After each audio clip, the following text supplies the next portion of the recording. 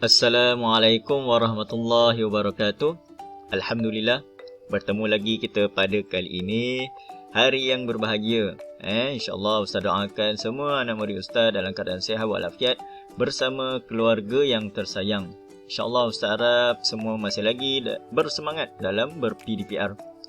InsyaAllah hari ini khusus kepada darjah 5, subjek Tauhid.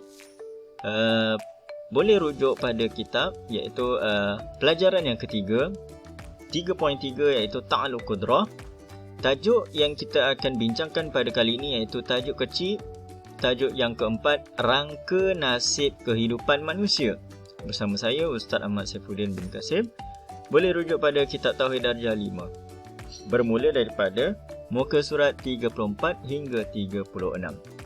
InsyaAllah.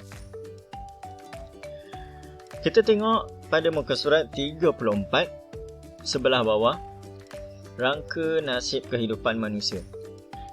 Kalau kita tengok dalam kitab, secara kesimpulannya, secara rumusannya, nasib makhluk sudah ditentukan atau telah ditakdirkan dari sejak hidup sehingga mati. Itu secara ringkasnya atau secara rumusnya yang kita boleh tahu. Yang kedua, sama juga dengan panjang atau pendek umurnya dan perkara lain yang telah ditakdirkan oleh Allah. Ini pun telah ditakdirkan oleh Allah. Dan yang keempat, rangka nasib makhluk pada Lauh Mahfuz ada 4. Ingat, rangka nasib makhluk semua yang Allah ciptakan ini semuanya ada di Lauh Mahfuz. Ada 4 bahagian. Nak tahu apa 4 bahagian tu? Okey, kita terus lagi. Ini secara ringkasnya yang kita boleh tahu. Boleh rujuk pada muka surat 35, kitab Tauhid. Okey, secara ringkasnya 4 bahagian rangka kehidupan manusia ialah yang pertama, ketentuan yang dinamakan Suluhi Qadim. Nanti kita tengok apa yang dimaksudkan dengan ketentuan yang dinamakan Suluhil Qadim. Dan yang kedua, ketentuan yang dinamakan Tanjizi Qadim. Dan yang ketiga, ketentuan yang dinamakan Qubdah. Dan yang keempat, ketentuan yang dinamakan Tanjizi Hadis. Okey, kita tengok apa yang dimaksudkan dengan keempat-empat bahagian ini. Ini boleh rujuk pada kitab Tauhid muka surat 35. Okey, kita tengok daripada atas. Ketentuan yang dinamakan Suluhi Qadim. Apa yang dimaksudkan dengan perkataan tersebut? Iaitu patut dan selayaknya Allah. Patut. Memang sepatutnya dan selayaknya Allah menentukan bahagian makhluk secara umum sejak azali seperti umurnya, rezekinya dan segala halnya daripada ditiup roh sehingga akhir kesudahannya ke syurga atau neraka. Maksudnya kat sini memang sepatutnya, memang selayaknya Allah menentukan bahagian makhluk-makhluk yang Dia ciptakan. Sejak azali ni bermaksud daripada awal lagi. Daripada awal lagi. Okey, yang kedua, ketentuan yang dinamakan Tanjizi Qadim. Bermaksud terlaksana kehendak Allah.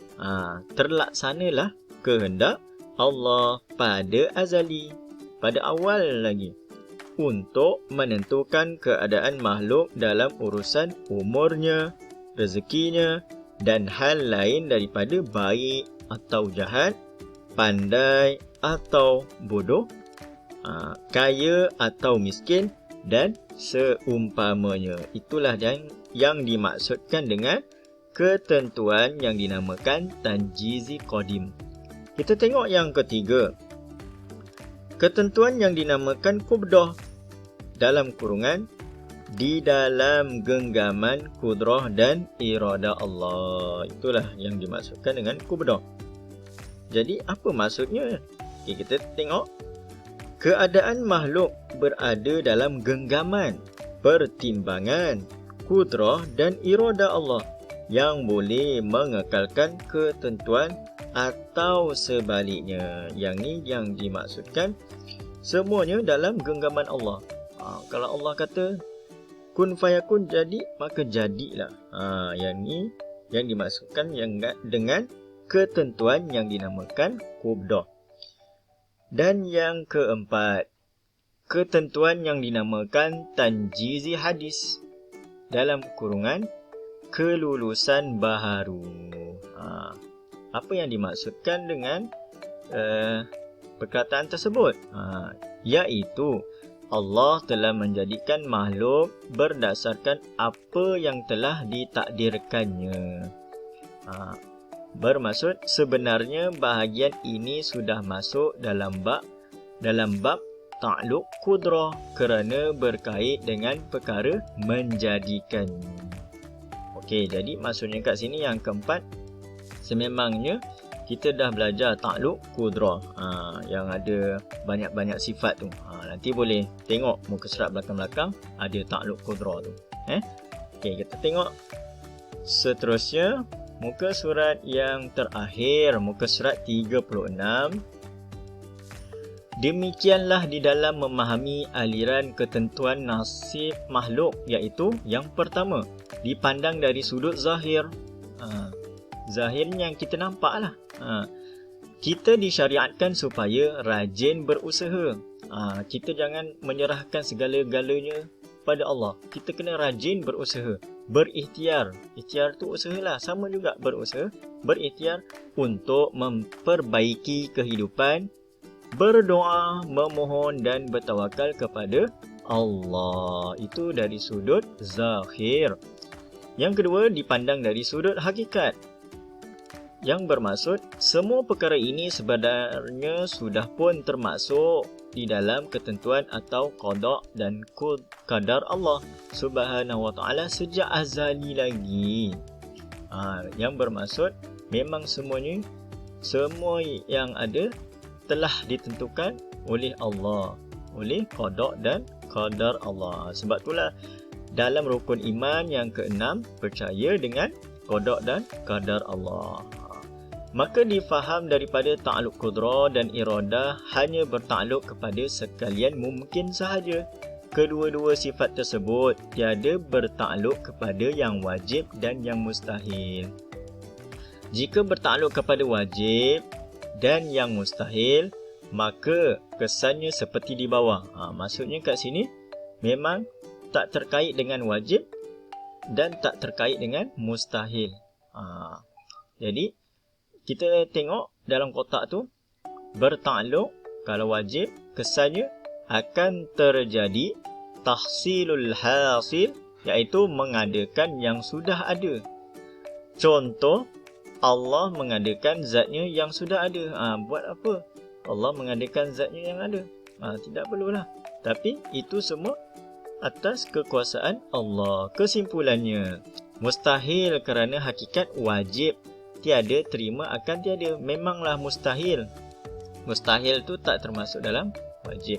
Dan yang kedua, mustahil. Mustahil akan bertukar menjadi harus. Contoh, Allah mengadakan sekutunya syarikul bari.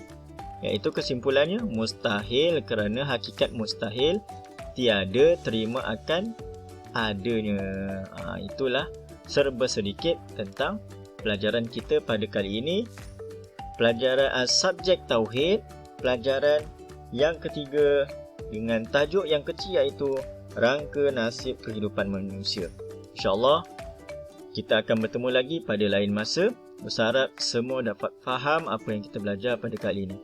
InsyaAllah Ustaz akhiri dengan wabillahi taufiq wal hidayah. Wassalamualaikum warahmatullahi wabarakatuh.